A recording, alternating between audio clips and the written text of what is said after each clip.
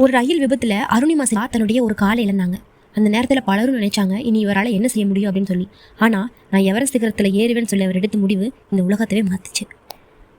உலகின் உயரமான மலை எப்படி அவங்களால ஏற முடியும்? அதுவும் காலையிலேருந்து ஒரு பெண். இதுதான் அருணிமா சின்ஹாவோட கதை. வாங்க இப்போ இதை பற்றி தெரிஞ்சுக்கலாம். 2011ஆம் ஆண்டு அருணிமா சின்ஹா ரயிலில் பயணம் செஞ்சு கொண்டிருந்தாங்க. சில கொள்ளையர்கள் என்ன பண்ணாங்கன்னா அவங்க கிட்டே இருந்த பொருளை பறிக்கிறதுக்கு முயற்சி செய்கிறாங்க. அருணிமா அதை எதிர்த்தனால அருணிமாவை அவங்க ஓடும் ரயிலிருந்து கீழே தள்ளி விட்டாங்க.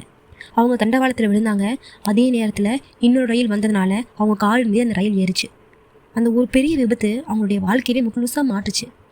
அவருடைய ஒரு காலை மருத்துவர்கள் அகற்ற வேண்டிய நிலைக்கு ஏற்பட்டது. மருத்துவமனையில் இருந்தபோது அருணிமாவுக்கு ஒரே ஒரு கேள்வி தான் இருந்துச்சு, இனி என் வாழ்க்கையோட நிலைமை என்ன அப்படின்னு. ஆனால் அவர் தோல்வியை மட்டும் ஏற்றுக்கவே இல்லை. அதுக்கு பதிலாக ஒரு மிகப்பெரிய இலக்கு தேர்ந்தெடுத்தாங்க. அதுதான் எவரெஸ்ட். இந்த ப்ராஸ்தட்டிக் லெக் பயன்படுத்திட்டு அவங்க மீண்டும் பயிற்சி ஆரம்பித்தாங்க. மலை ஏறுவது சாதாரண விஷயம் இல்லை. அதுவும் ஒரு காலை இழந்த நிலையில் மலை ஏறுவது ரொம்ப கஷ்டம். ஆனால் அருணிமா சின்ஹா தினமும் பயிற்சி செஞ்சாங்க. கடுமையான குளிர், மலைப்பாதை, உடல் வலி எதுவும் அவங்களால நிறுத்தலை. அவங்களுக்கு வழிகாட்டியாக இருந்தது எவரெஸ்ட் சிகரத்தை வென்ற முதல் இந்திய பெண் பத்தேந்திரி பால் தான். இறுதியாக 2013ஆம் ஆண்டு அருணிமா சின்ஹா எவரெஸ்ட் பயணத்தை தொடங்கினாங்க. பல நாட்கள் கடுமையான பயணம், பல ஆபத்து, பல தடை. ஆனால் அவங்க தொடர்ந்து வேலை செஞ்சுட்டே தான் இருந்தாங்க. 2013 மே 21 அந்த நாள் வந்துச்சு. காலை 10:55 மணிக்கு அருணிமா சின்ஹா எவரெஸ்ட் சிகரத்தை அடைஞ்சாங்க. ஒரு காலை இழந்த பெண் உலகின் உயரமான மலை உச்சியில் நின்றாங்க.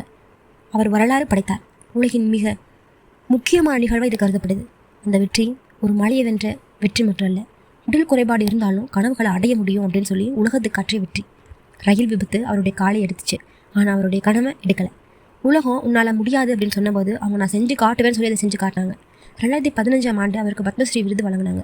நம்ம வாழ்க்கையில் சில நேரங்களில் எல்லாமே முடிஞ்சிருச்சு போல நமக்கு நினைக்கலாம். ஆனால் ஒரு தோல்வி உங்களுடைய முடிவில்லை, ஒரு பிரச்சனை உங்களுடைய முடிவில்லை. நீங்கள் மீண்டும் எழுந்தால் உங்களுடைய வாழ்க்கையோட அடுத்த அத்தியாயம் மிக பெருசாக இருக்கலாம்.